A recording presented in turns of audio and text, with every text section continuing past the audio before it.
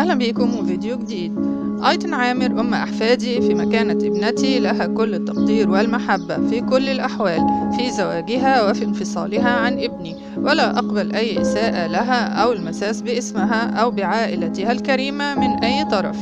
كانت هذه رسالة أحمد عز العرب والد طليق الفنانة أيتن عامر، والتي وجهها لها عبر إحدى وسائل التواصل الاجتماعي، وذلك عقب الخلاف الأخير الذي حدث بين ابنه مع طليقته أيتن عامر بعد وصول الأمر إلى الجهات الأمنية، حيث قام عز العرب بالحضور إلى مسكن طليقته أيتن عامر والتعدي عليها بالسب والشتم والتعدي على والدتها، كما أخذ طفليه من أيتن عامر وهم أيتن 7 سنوات ويوسف 6 سنوات، ووضعهما داخل السيارة ملك الفنانة وقاد السيارة بهما، إلا أن الأمن الإداري للكومباوند استوقفه وتم التحفظ على السيارة. وقد أخلت النيابة سبيل الفنانة أيتن عامر وطليقها، وأمر بعودة الطفلين إلى والد